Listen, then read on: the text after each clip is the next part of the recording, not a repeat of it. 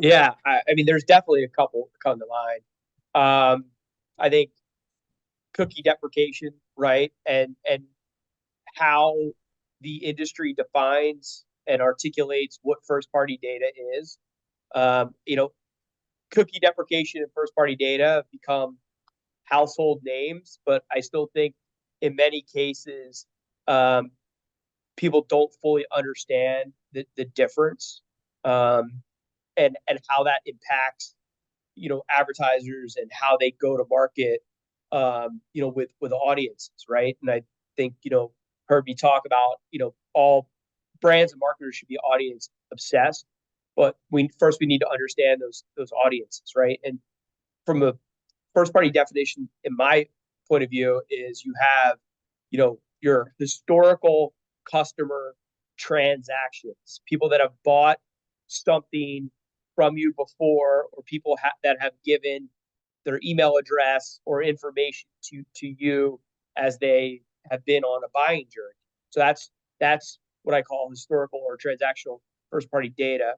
And then there's net new first party data that you're collecting every day and building a data asset for people that have not done business with you previously. So when we talk about first party data, it's both those buckets of first party data, and as well as Google totally phases out third party cookies.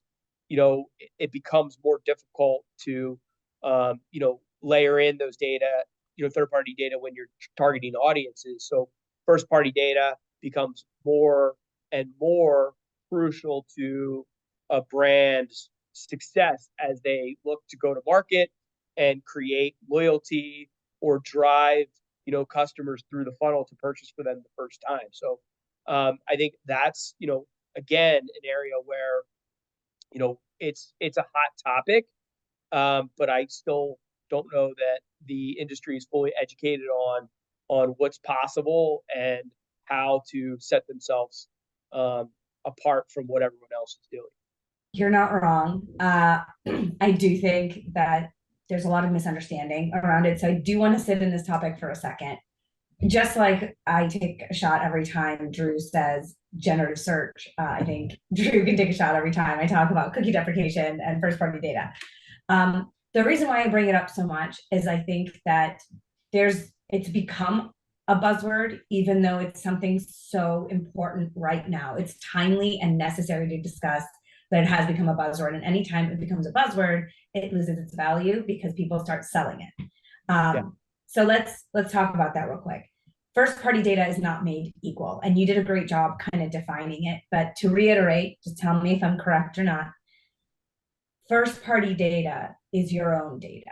No one can sell you first party data because it is not yours. It can be their first party data, right? That they sell to me, but that transaction in and of itself means that it's not first party data. And the power of first party data is that it's my customers. I have this database of opted in customers that I can engage with, that I can then activate all these really cool new advertising tactics that Drew's Digital Corner is going to talk about here in a second.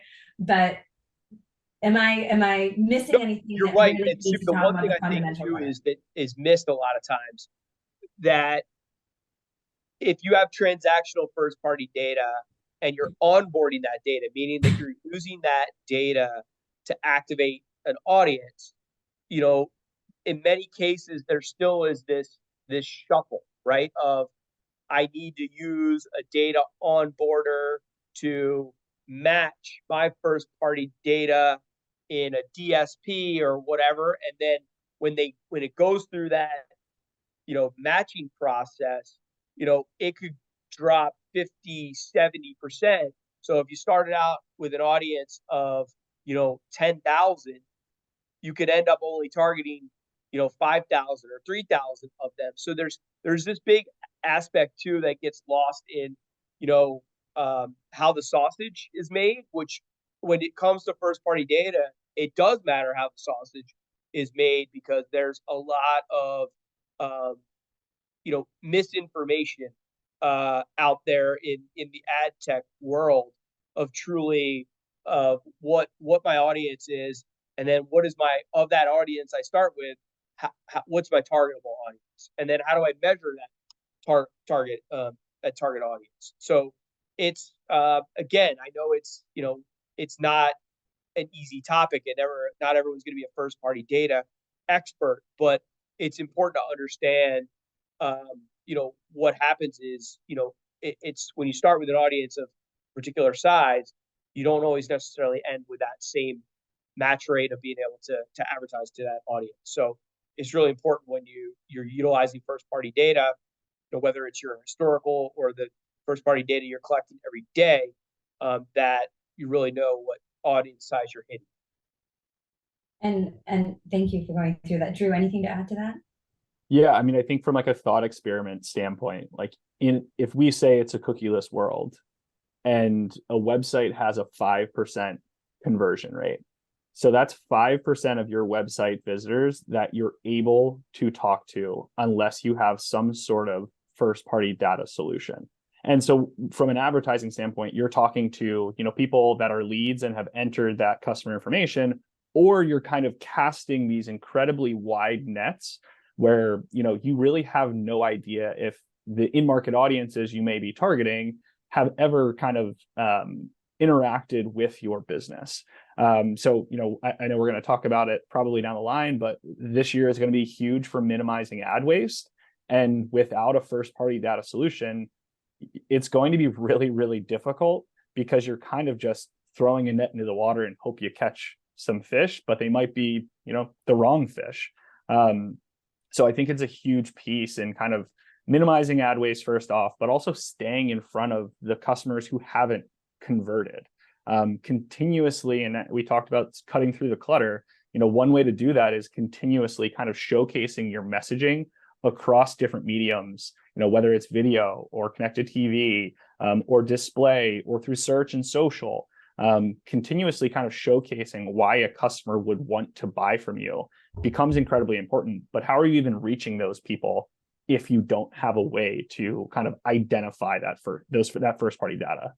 And just to put kind of an emphasis on what Drew's saying, all really, really important notes. And thank you so much for describing that so well. Cookie deprecation is something we've been talking about for a really long time. And the question has come up of like, when you say that it's ending, why and when?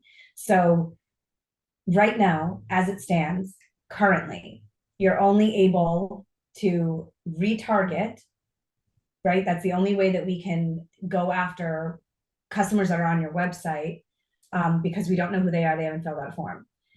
You're only able to target about 20 to 30% if you're lucky. And all of that is going to go away because cookies are going away, which is the only way that we've been in the past able to identify and then retarget to those people. So when we say cookie deprecation, it means that Google is doing away with it. And the latest update that I saw was that it was going to be in January. So correct me if I'm wrong, but they keep changing dates on us. But if they're saying January, that means it's pretty much going to be nothing. And if you don't have a plan to collect, to figure out how to target those audiences that you're spending so much time and energy coming to your site, you need to have a plan. I don't know if anyone knows this, but in about 11 days, it's 2024. So yeah. It's time. It's supposed to be, so like the official sunset month is August. But it's starting in January. So I think it's something, I don't remember the exact statistic, but I feel like 40% of users and or sites will not be able to collect cookies starting in January. And that is planned to be completely deprecated by August of 2024. So basically the next 8 months. But we're already at 20 to 30% of that full audience anyway. Yeah. Which if it's going to go down to 40% of that audience. Correct. Yeah. Okay. 40% of websites, I believe. 40% of websites. Well, I'm going to still then go by, if you don't have a plan, you're already behind. That's fair. Yeah. Cookie deprecation is not knocking on the door. It's doors swinging wide open. So thank you both. Anything to add before we kind of move on and transition? Yeah, I think, Subi, the other thing to talk about, and Drew mentioned it, is to keep people in your shopping funnel. I always use this example. Like I just bought a new roller bag. That I first saw the roller bag when I was going through the airport, and I looked at it. I was like, "Do I want this?" I didn't buy it. Then, like as I got on the plane, went to the website. I looked at it, and then I still didn't buy it. But then again was getting retargeted, re-engaged through display. I saw a video, and I had to see that message like I don't know how many times, but I mean if you go back to like the rule of 27, like I need to see the message at least 9 times, and every 3 times I might not even be paying attention. So I need to be at that 27 times. But ultimately I ended up buying that roller bag. But I think it just goes to, was it because I saw it in the airport? Was it because I was targeted? Right?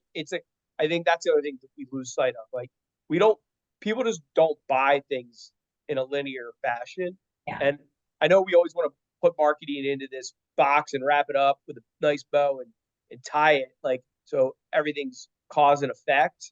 But there's a lot of things that happen in between that go from when you're first considering buying something to when you actually purchase it.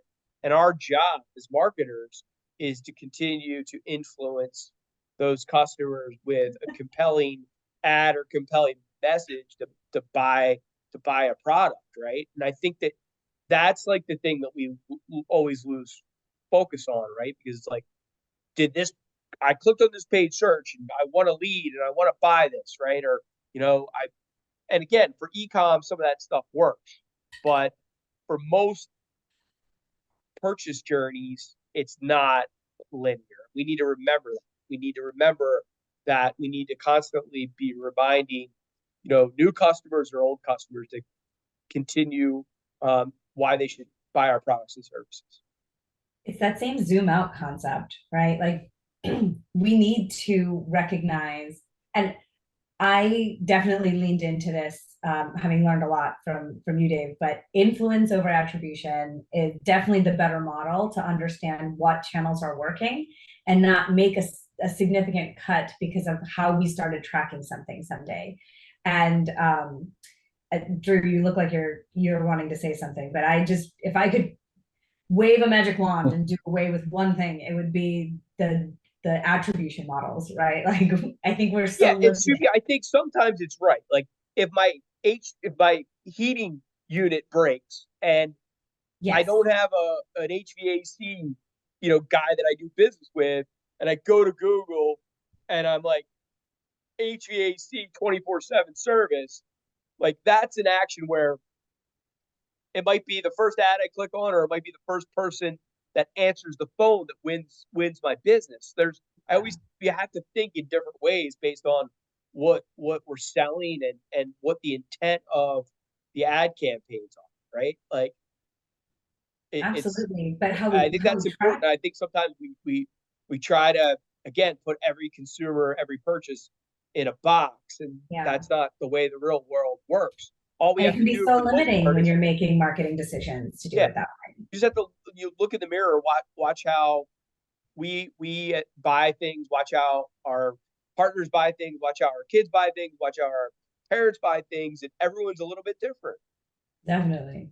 Yeah. And the generations. Yes. And I think like the linear aspect Dave mentioned, I actually have a post-it note that because it's been something I've been thinking about, and I know Subi, we've talked about it a lot. But like almost thinking through the funnel in a completely different way, where it's like a web of influence rather than people flowing down a funnel. Like every channel and marketing channel, it doesn't go from awareness to consideration to purchase. Like that just isn't, we're too inundated with messaging and ads right now, where every single channel can be awareness, consideration, or an influence channel. So I've been thinking about it and trying to like diagram. I'm not in creative, so it looks really ugly. It's just a bunch of little circles. But I've been trying to diagram like what a web of influence looks like, because I think, we emphasize an integrated marketing approach a lot at Stream. If you talk to anybody at Stream, you probably heard the word integrated a ton of times, But that's because all of that messaging is cohesive to form that web of different touch points. And if we think about a web like the spider's web, that's how it gets insects, is, you know, at different points. And not that that's a direct correlation to marketing, but that's kind of how I've been thinking of it, is how are all of these things working together? So because as Dave mentioned, people purchase things completely differently and everyone's funnel is different. So when somebody gets to a purchase decision, we want to make sure that our businesses are there and that we're the business they're choosing to go with. So what that means is kind of that cohesive approach where we're in a lot of different places and getting those impressions and kind of varied frequency across mediums. I've just been imagining Spider-Man this whole time that you're talking, just bouncing up and down the funnel. So we definitely need a better visual, Drew. We gotta get on that.